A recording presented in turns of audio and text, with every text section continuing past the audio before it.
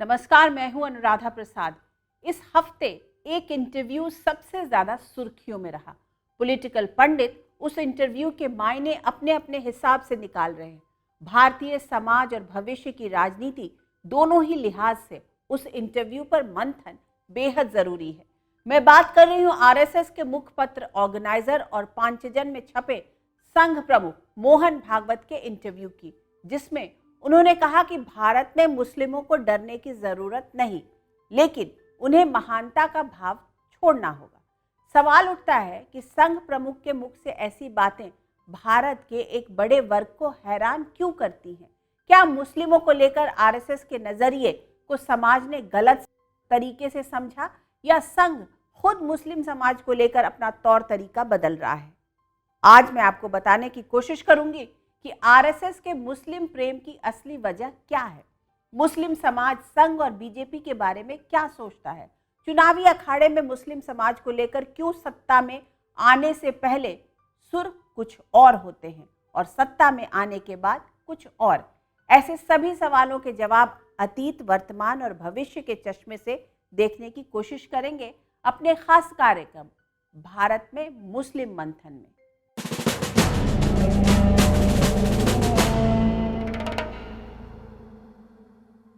भारत की 1 अरब 40 करोड़ आबादी में मुस्लिम समुदाय की तादाद करीब 20 करोड़ है। मतलब भारत के 100 लोगों में से 14 लोग मुस्लिम समुदाय से ताल्लुक रखते हैं। राष्ट्रीय स्वयंसेवक संघ का लक्ष्य अपनी स्थापना की 100वीं वर्षगांठ तक भारत में हिंदू राष्ट्र की स्थापना का है। संघ 2025 में अपनी स्थापना के 100 साल पूरे कर लेगा, लेकिन दिक्कत यह है कि बगैर भारत के 14% मुस्लिमों को साधे भारत को हिंदू राष्ट्र बनाने का संघ का सपना पूरी तरह साकार नहीं हो सकता। आज की तारीख में संघ भारत में रहने वाले सभी हिंदू और हिंदुत्व को एक सूत्र मानता है। ऐसे में संघ प्रमुख मोहन भागवत बार बार समरस भारत के निर्माण के लिए मुस्लिमों की गलतफहमियां दूर करने की कोशिश करते दिखते हैं। संभवतः इसी तरह की कोशिश पांचजन्य को दिए इंटरव्यू के जरिए भी हुई। ऐसे में सबसे पहले ये समझते हैं कि मुस्लिमों को लेकर संघ की सोच क्या है।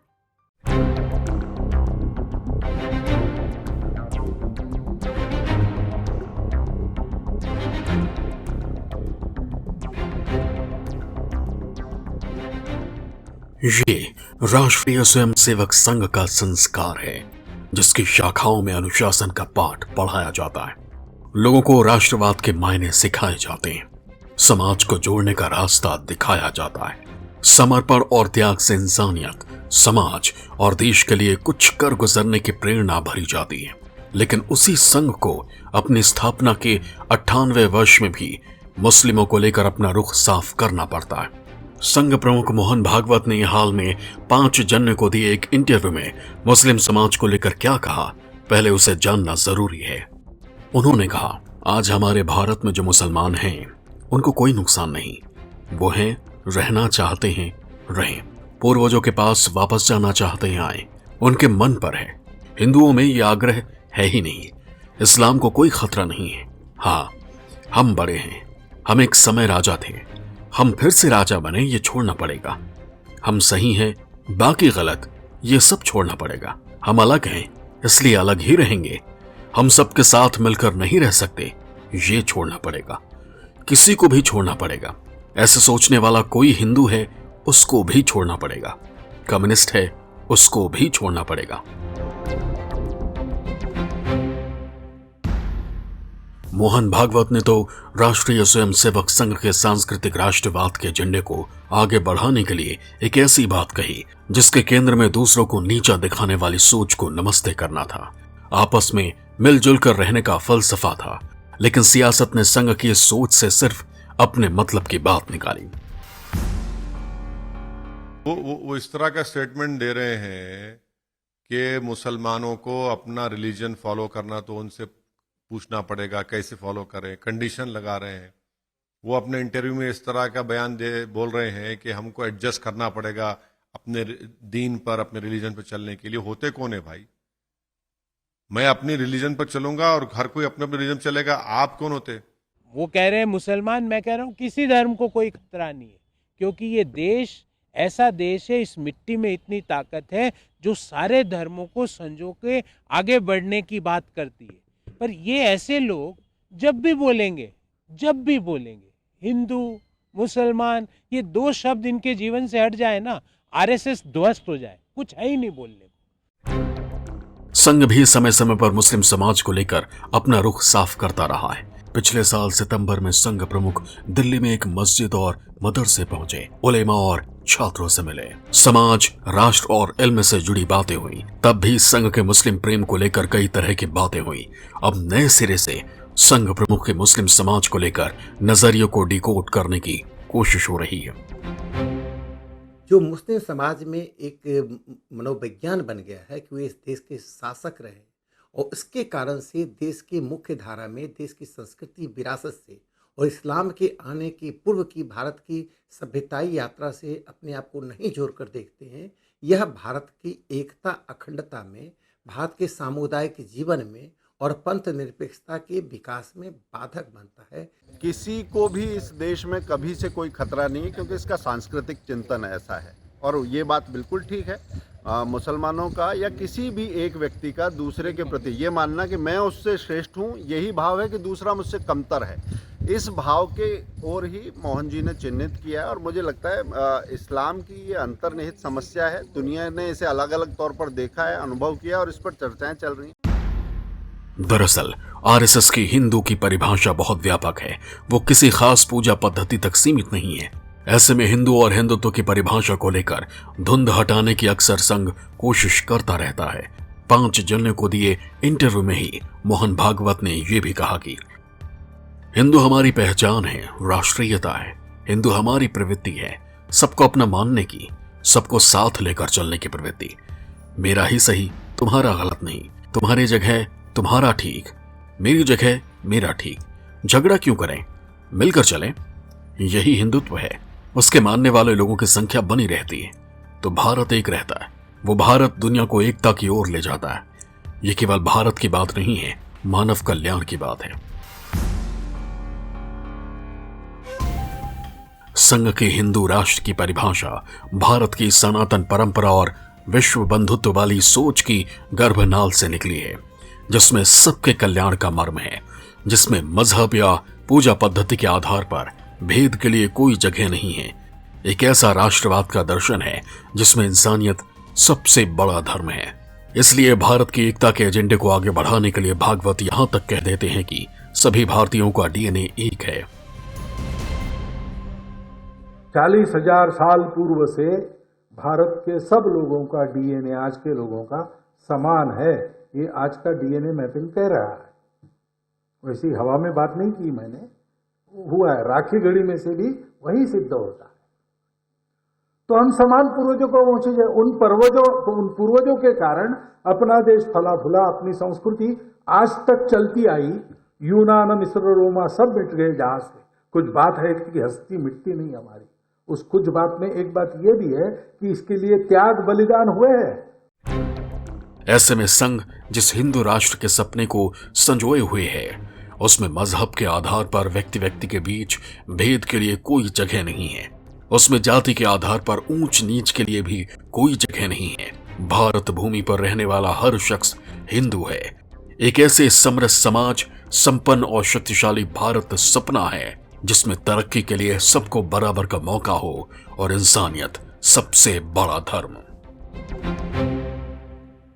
पिछले साल 22 सितंबर को मोहन भागवत पुरानी दिल्ली इलाके के एक मदरसे में पहुंच गए और करीब 300 छात्रों के साथ संवाद किया।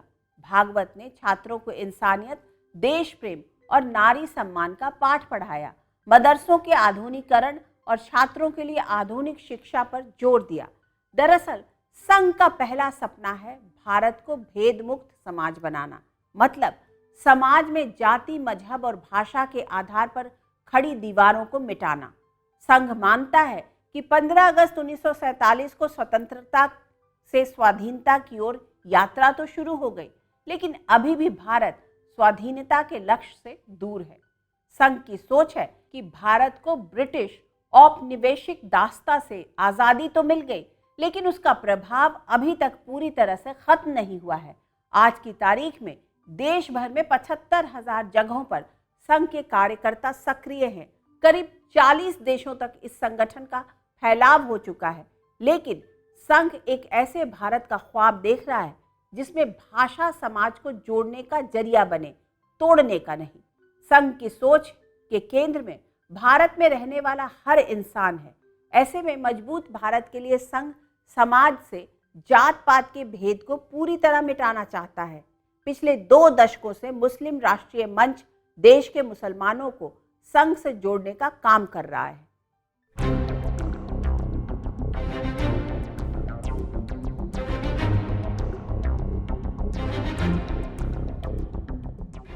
भारत से ज्यादा मुस्लिम आबादी सिर्फ इंडोनेशिया में है। पाकिस्तान और बांग्लादेश से भी ज्यादा मुस्लिम भारत की जमीन पर रहते हैं। लेकिन संघ अभी भी भारत की आबादी में करीब 20 करोड़ हिस्सेदारी वाले मुस्लिम समाज को पूरी तरह से अपने साथ जोड़ नहीं पाया है। राजनीति समय समय पर हिंदू और मुस्लिम के बीच दरार चौड़ी करती रहती है, लेकिन संघ भी मुस्लिमों को पूरी तरह अपने साथ जोड़ने में कामयाब नहीं रहा है। मुसलमानों में विशेष रूप से और ईसाइयों में भी ये चर्चा चल रही थी कि उनका आरएसएस से डायलॉग ना होना ये अच्छा नहीं है। और उनके मन में दूसरा प्रश्न ये भी आ रहा था, पॉलिटिकल लीडर्स प्रेस का उपयोग करके जिस तरह से आरएसएस को बताते हैं, दैनिक जीवन में वैसे आरएसएस के लोग लगते नहीं हैं। जो चीज़ें बहुत ज़्यादा भयानक रूप में बताई जाती हैं, प्रदेशों में और देश में सत्ता में आने के बाद वैसा कोई भय, कत्लेआम, जुल्म ये भी नहीं हुआ है। ब्रिटिश इंडिया से आजाद भारत तक राष्ट्रीय स्वयंसेवक संघ की समाज के अलग अलग वर्गों को लेकर सोच बदलती रही है। अंग्रेजों के जमाने में महात्मा गांधी लोगों को समझा रहे थे कि हिंदू और मुसलमान साथ साथ रह सकते हैं। वही कांग्रेस के विकल्प के तौर पर 2 राष्ट्र का सिद्धांत आकार लेता जा रहा था, जिसमें फादरलैंड और होली लैंड की बातें होने लगी। आजादी मिली तो बंटवारे के साथ। ऐसे में भारतीय समाज को गढ़ने को लेकर कई सोच निकली। शुरू से ही आरएसएस एक सामाजिक संगठन रहा है। इसके वैचारिक गर्भनाल से पहले जनसंघ और फिर बाद में बीजेपी का जन्म हुआ। वक्त के साथ बदलावों के साथ बीजेपी प्रचंड बहुमत से सत्ता में है। समय के साथ संघ की सोच में भी बदलाव आता गया और मुस्लिमों को जोड़ने के लिए मुस्लिम राष्ट्रीय मंच की शुरुआत हुई, जिससे मुस्लिम समाज को भी संघ से जोड़ा जा सके। संघ की ये सोच थी कि इस देश के जो करोड़ों करोड़ लोग अलग अलग जातियों के, धर्मों के, भाषाओं के, दलों वगैरह बोली हैं, वो सब मूलतः सबका डीएनए एक ही है, भारत भारतीय, हिंदुस्तान हिंदुस्तानी। पिछले 20 वर्षों से मुस्लिम राष्ट्रीय मंच देश के मुसलमानों का संघ से संवाद का सिलसिला आगे बढ़ाने में जुड़ा हुआ है। कभी इफ्तार पार्टी के जरिए, कभी मुस्लिम सम्मेलनों के जरिए, तो कभी ईद मिलन कार्यक्रम के जरिए।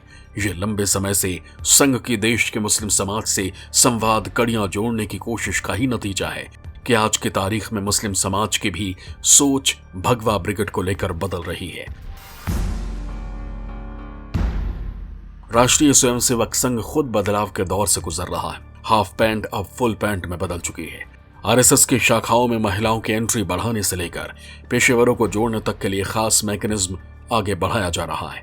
संघ को लेकर मुस्लिमों की गलतफहमी खत्म करने के लिए मस्जिद, मदरसों तक पहुंचने का काम भी जारी है।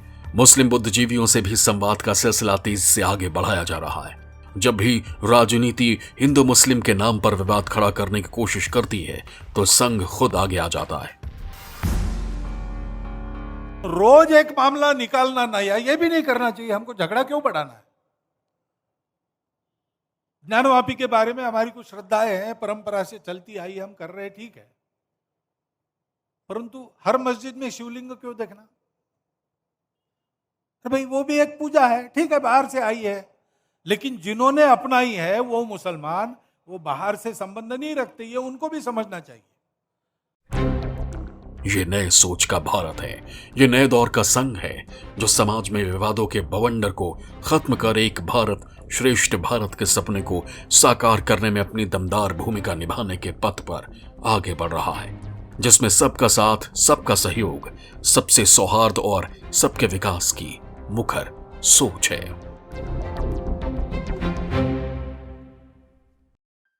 मुसलमानों के लिए संघ के दरवाजे खोलने की बात साल 1977 में बाला साहब देवरस ने कही थी।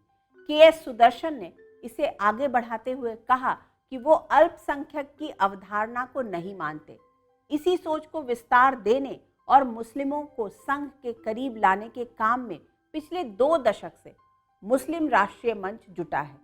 दरअसल 1980 के दशक से भारतीय राजनीति में एक ऐसी धारा चली जिसमें मुस्लिमों को एक मुश्त वोट बैंक की तरह देखा जाने लगा।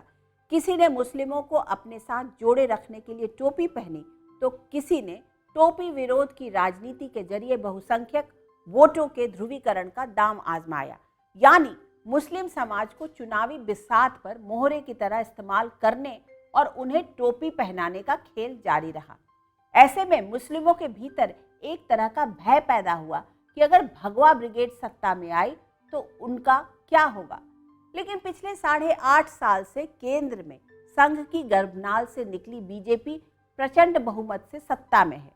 प्रधानमंत्री मोदी सबका साथ, सबका विकास, सबका विश्वास के एजेंडे को आगे बढ़ाने में जुटे हैं। उनकी सरकार ने देश के कमजोर और गरीबों के लिए कई कल्याणकारी योजनाएं शुरू की हैं जो मजहब के आधार पर किसी के साथ भेदभाव नहीं करती हैं। लिहाजा बीजेपी सरकार की ज्यादातर कल्याणकारी योजनाओं का फायदा मुस्लिम समाज के एक बड़े वर्ग को भी मिला है।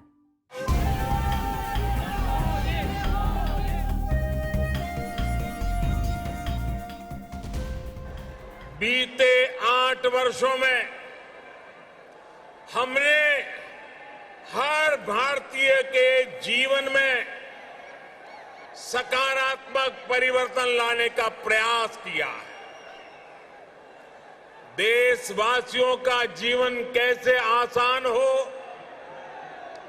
विकास का लाभ कैसे हर व्यक्ति, हर क्षेत्र तक पहुंचे, इसके लिए हमने निरंतर काम किया है।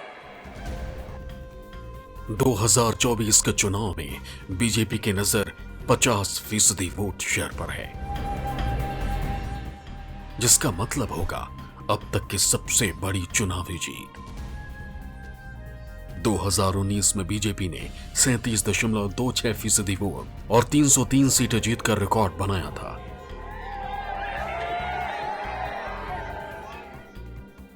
– 2024 में बीजेपी इस रिकॉर्ड से आगे जाने के प्लान ऑफ एक्शन पर काम कर रही है।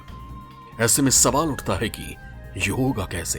क्या 50% प्लस टारगेट में मुसलमान भी शामिल होंगे? बीजेपी ने बीते चुनावों में ऐसा ब्लूप्रिंट तैयार किया है जिससे तुष्टीकरण की राजनीति करने वाली पार्टियों के ज्यादातर समीकरण ध्वस्त कर दिए। ऐसे में बीजेपी का फोकस खासतौर से पसमानदा मुसलमानों पर है। पसमानदा का मतलब मुस्लिम समाज में पीछे छूटे हुए लोग। ये शब्द बिरादरी का नहीं, जमात के लिए इस्तेमाल होता है। सेकुलर सियासत का दावा करने वाली पार्टियां भी टिकट बांटने में खान पठान, शेख और सैयद को ज्यादा तवज्जो देती हैं। लेकिन नरेंद्र मोदी अपने सबका साथ, सबका विकास और सबका विश्वास के एजेंडे को आगे बढ़ाते हुए सभी कमजोर वर्गों की तरक्की का रास्ता खोलते दिखते हैं, जिसमें मजहब के आधार पर भेदभाव के लिए कोई जगह नहीं है। देखिए, प्रधानमंत्री नरेंद्र मोदी जी के कार्यकाल में उनकी दृष्टि में जो सबका साथ और सबका विकास और सबका विश्वास का नारा है, उसे ज़मीन पर उतारा गया है। चाहे जितनी योजनाएं हो, जनधन से शुरू होता है और आयुष्मान तक या इंश्योरेंस तक, उज्ज्वला योजना, किसी भी योजना में जाति, धर्म, संप्रदाय, भाषा, क्षेत्र के आधार पर कहीं भी किसी भी तरह से भेदभाव नहीं किया गया। इसका सीधा असर मुस्लिम समाज के जो सामान्य लोग हैं उन पर पड़ रहा है। पिछले 8 साल से लोगों ने देखा है कि किस तरह से नरेंद्र मोदी सरकार चल रही है और जो भी सरकार के कायदे कानून हैं, जो भी सरकार के नियम हैं, जो भी सरकार की शर्तें हैं, वो सभी पर लागू होती हैं। जो सरकार की योजनाएं हैं उसका फायदा भी सभी को मिलता है। इसके लिए कोई धर्म, समुदाय, संप्रदाय वगैरह नहीं देखा जाता है। बीजेपी अच्छी तरह जानती है कि मुस्लिम समाज के एक बड़े तबके के दिल में क्या है। मुस्लिम वोटों की राजनीति में कौन मलाई खा रहा है। ऐसे में बीजेपी ने सत्ता में आने के बाद देश के कमजोर और गरीबों के लिए काम किया, जिसमें देश के एक नागरिक के तौर पर सरकार की कल्याणकारी योजनाओं का फायदा गरीब मुसलमान परिवारों को भी मिला। तो 3 तलाक जैसे मुद्दे पर कानून बनाने का साहस भी मोदी सरकार ने ही दिखाया। हमें अपने मुल्क के आइन, कॉन्स्टिट्यूशन और संविधान पर पूरा भरोसा है। अपने मुल्क के दीगर बाशिंदगान और यहाँ के तमाम मज़ाहिब के मानने वालों पर पूरा भरोसा और एतमाद है, और हम सब लोग मिल करके इस मुल्क को तामीर और तरक्की की राह पर ले जाने की हर मुमकिन कोशिश कर रहे हैं। हाल ही में 2012 से शुरू हज यात्रियों का वीआईपी कोटा केंद्र सरकार ने खत्म कर दिया। इस कोटे में 5000 सीटें सुरक्षित रखी जाती थी, जो अब सामान्य लोगों के लिए उपलब्ध होंगी। इस बार काफ़ी भरपूर तरीके से लगभग 31,000 से ऊपर यहाँ से आज़मीन जा सकेंगे, उनको अच्छी व्यवस्था हम दे सकेंगे। और इस बार थोड़ा सा और भी प्रयास किए गए हैं कि एक नई पहल है, क्योंकि जाहिर सी बात है हमारी अल्पसंख्यक कल्याण मंत्री महिला हैं, उन्होंने एक अच्छा प्रयास किया है कि खादिमुल हुज्जाज में भी हम इस बार महिलाओं को भी स्थान देंगे। जो महिलाएं एक आध बार जा चुकी हैं और वो अपनी स्वेच्छा से खिदमत के लिए जाना चाहती हैं, क्योंकि हमने महिलाओं का वो जो बैरियर था महरम वाला, वो हटा दिया है। पिछले कुछ वर्षों में जिस तरह से बीजेपी राज में गरीब मुस्लिमों को भी सरकार के होने का एहसास हुआ है, अपनी रोजमर्रा की जिंदगी को आसान बनाने में सरकार से मदद मिली है, वैसे में बीजेपी को लेकर मुस्लिमों का भी मन बदलने लगा है। मुस्लिमों के बीच भी गरीबी है, उनके समाज में भी ऊंच नीच का भेद है। मुसलमानों की बड़ी आबादी ठीक उसी तरह की रोजमर्रा की परेशानियों से जूझ रही है जैसे हिंदू समाज के गरीब। ऐसे में देश की तेजी से बदलती राजनीति के बीच मुस्लिमों की सोच भी बदल रही है। मुस्लिम समाज ने भी मान लिया है कि बदली परिस्थितियों में उन्हें देश की मुख्य धारा के साथ ही आगे बढ़ना है और हवा के संग संग चलना है। इसी में उनकी भलाई है। उनकी सोच में बदलाव का संकेत गुजरात विधानसभा चुनाव में भी मिले। प्रदेश की 19 मुस्लिम बहुल सीटों में से 17 पर कमल खिला। असुद्दीन ओवैसी की पार्टी का तो खाता भी नहीं खुला। इसी तरह यूपी की रामपुर विधानसभा सीट पर भी पहली बार कमल खिला। समाजवादी पार्टी और आजम खान के गढ़ में भी मुस्लिम वोटरों की पसंद बदली। लेकिन साल 2017 में यूपी विधानसभा चुनाव के दौरान सूबे के मुस्लिमों को समाजवादी पार्टी में संभावना दिखी तो मुस्लिम समाज के वोट का एक बड़ा हिस्सा साइकिल के खाते में गया। मतलब मुसलमान बीजेपी को उस स्थिति में कबूल करने के लिए तैयार हैं जहां उनके पास कोई विकल्प नहीं है। बीजेपी मुसलमानों की उस हिचक को खत्म करने की कोशिश में जुटी है, जिसके कारण ये बड़ा वोट बैंक उससे हमेशा बिदकता रहा है।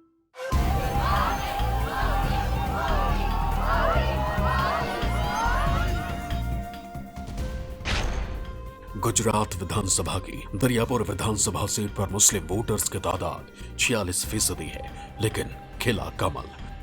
वागरा सीट पर मुस्लिम वोटर 44% हैं, यहां भी कमल खिला।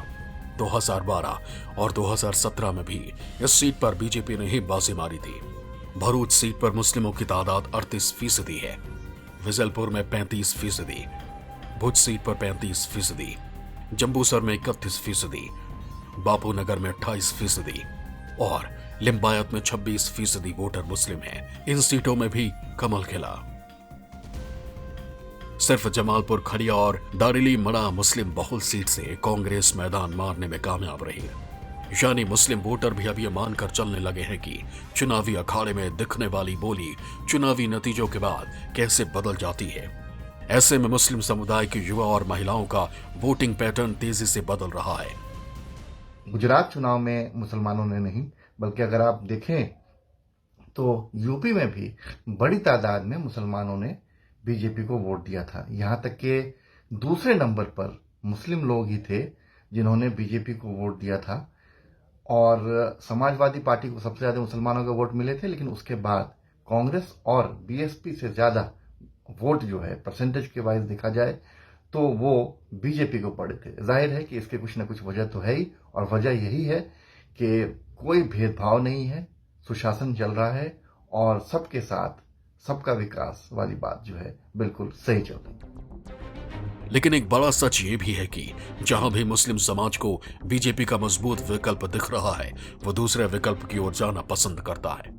मसलन 2022 में यूपी में मुस्लिम वोट का बड़ा हिस्सा समाजवादी पार्टी के खाते में गया। इसी तरह पश्चिम बंगाल के मुस्लिम वोटर्स पर ममता बनर्जी की तृणमूल कांग्रेस की पकड़ बरकरार है। बिहार में मुस्लिम वोट का बड़ा हिस्सा आरजेडी के साथ जाता है।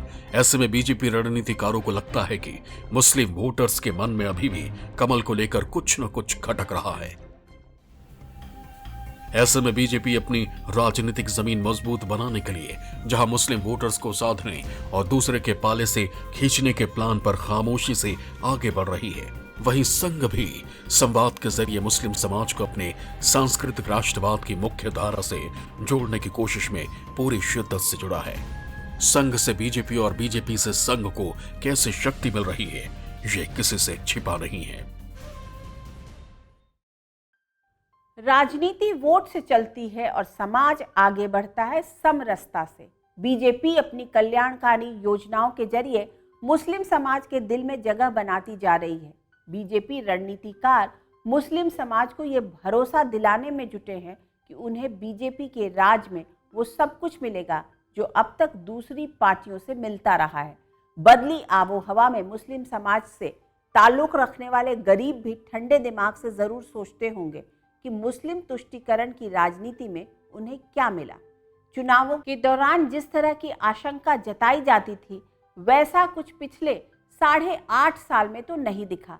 लेकिन बीजेपी और संघ दोनों ही अच्छी तरह जानते हैं कि चुनावी अखाड़े में वोटों के ध्रुवीकरण के लिए जो दांव चले जाते हैं, उसके साइड इफेक्ट्स चुनाव के बाद भी कुछ अति उत्साही नेताओं की बोली और कार्यकर्ताओं के कर्म में अक्सर दिखते रहते हैं।